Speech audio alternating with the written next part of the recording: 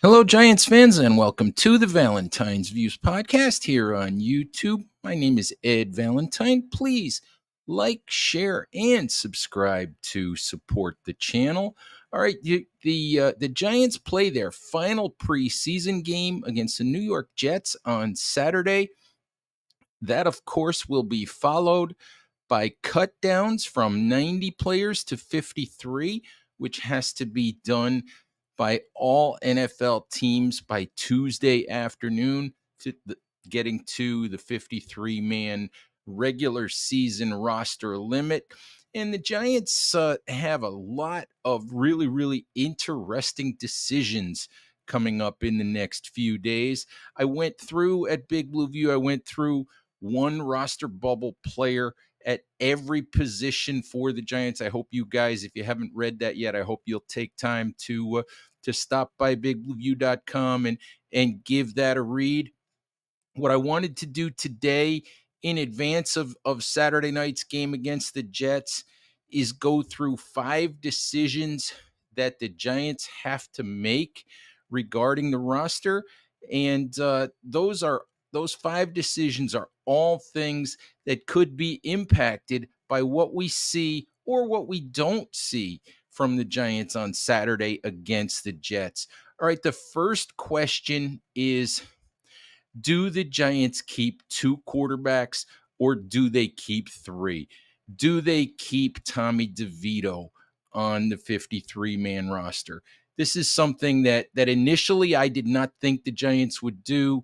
Brian Daboll has not kept a third quarterback on the roster his first 2 seasons, but the more that I've thought about it, I think the Giants have to keep 3 quarterbacks.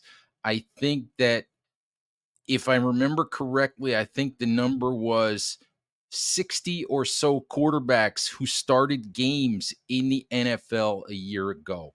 We know that Daniel Jones has an injury history. We've seen Drew Lock get injured already during the preseason.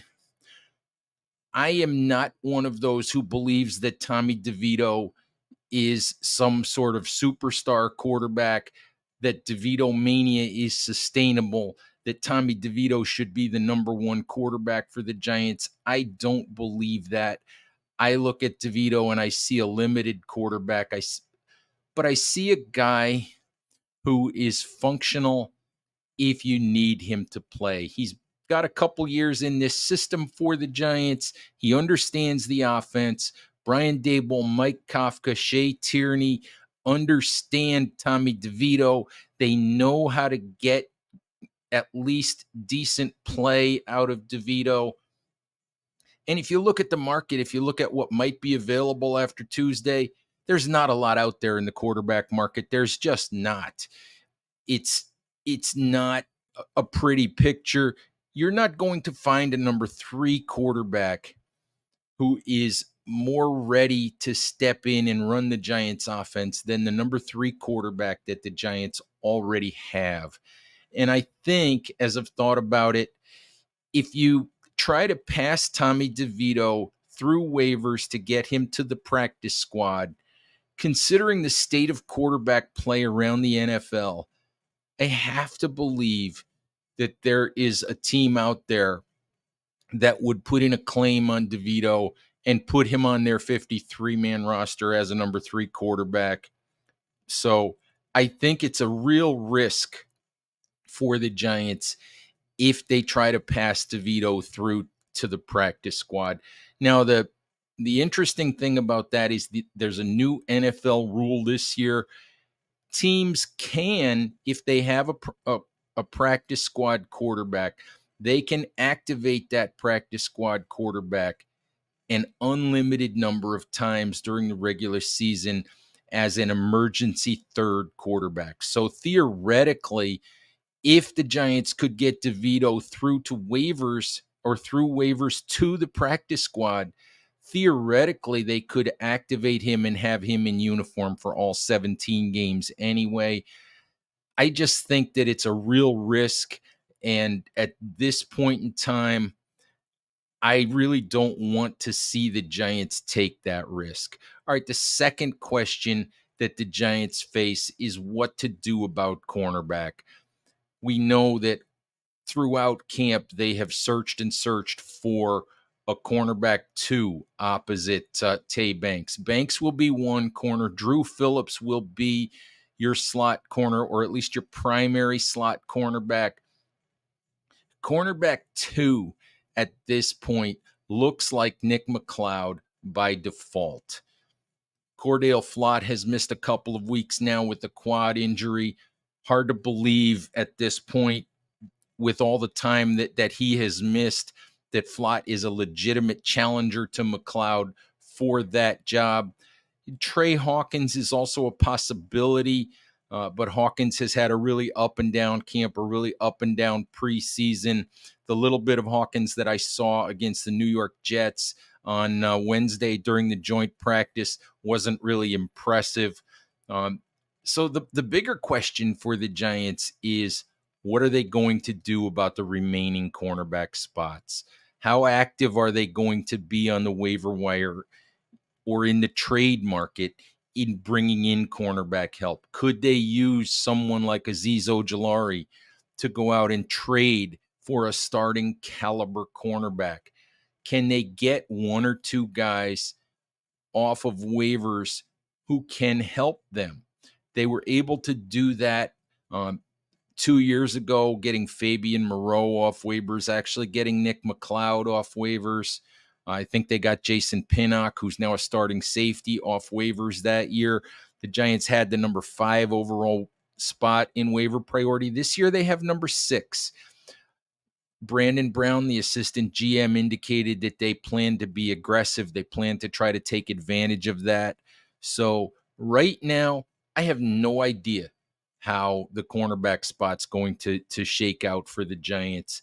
I think you'll see Banks, McLeod, Phillips, and probably Flott on the 53-man roster. Beyond that, who the next 2 spots or 3 spots, however many cornerbacks they keep, who the rest of the spots go to, I have no idea at this point. I think that my guess would be that there's probably 2 cornerbacks who will be on the 53-man roster who are not currently on the 90. So that's a very, very interesting position to pay attention to here in the next few days. Another thing that is really complicating the Giants roster construction is their injury situation. They have several players who Coach Brian Daboll describes as week to week in terms of their injury status. That includes several linebackers. Deontay Johnson, who has an ankle injury, apparently just got out of the walking boot, or was just seen out of the walking boot that he'd been in on Thursday for the first time. Micah McFadden, who has a groin injury. Matthew Adams, who has a groin injury. All 3 of those inside linebackers are week to week. Carter Coughlin missed 2 to 3 weeks with a quad injury and just came back. So the inside linebacker situation, because of injuries, is a tough one. And we don't have enough information to know, when Brian Daboll says week to week, are those guys, players that can be counted on to be ready when the season starts? And if they can't be, if they're not going to be ready to play and ready to contribute, what does that do to the roster? Another guy who's in that situation is tight end Lawrence Cager, who may well have lost his roster spot at this point because of injuries. He's another one who's week to week. So that complicates what the Giants are going to do, and maybe complicates the 53-man roster that they thought they were going to have. So it will be interesting to see which out of those week-to-week players are on the roster, which ones get put on IR. Be interesting to see if any of them get waived outright. So that's another thing to pay attention to here as we get to cut down day on Tuesday. Another thing that I'm curious about is whether the Giants will keep 6 wide receivers or whether they will keep 7. If their big four at wide receivers, obviously Malik Neighbors, Darius Slayton, Jalen Hyatt, Wan'Dale Robinson, whatever order you put those guys in. Isaiah McKenzie is making this team as a backup wide receiver and as the primary return man. He'll be the punt returner. He'll be one of the kickoff returners. He's got a long history of success with Brian Daboll. He can be a decent backup receiver. He can handle, punt and kickoff duty. McKenzie's making this team. Veteran backup wide receiver Miles Boykin is a core special teams guy, and he is, from what we can see so far in the preseason and the practices that we've seen, Miles Boykin is a difference-making gunner on special teams. Boykin's another guy who's going to make this team. The question is, will the Giants find space to keep a seventh wide receiver? And will that seventh wide receiver be Isaiah Hodgins, or will it be Allen Robinson? I think those two guys are fairly similar in skill set. Robinson, more accomplished. You had a couple of hundred reception seasons. He's been around. I think this is his 10th or 11th year in the league. Hodgins, for whatever reason, has sort of seen his stock slide with the Giants over the last year or so. After being really, really impressive in the back half of that 2022 season, after the Giants, claimed him on waivers from the Bills, really helping the Giants make that playoff push in 2022. But Hodgins is not relied on by the Giants the way that he used to be. And neither of those players, Hodgins or Robinson, is going to help the Giants on special teams. So it will be interesting to see if one of those two players makes the 53-man roster. And the way that I see it, the only way one of them does is if the Giants keep 7 wide receivers.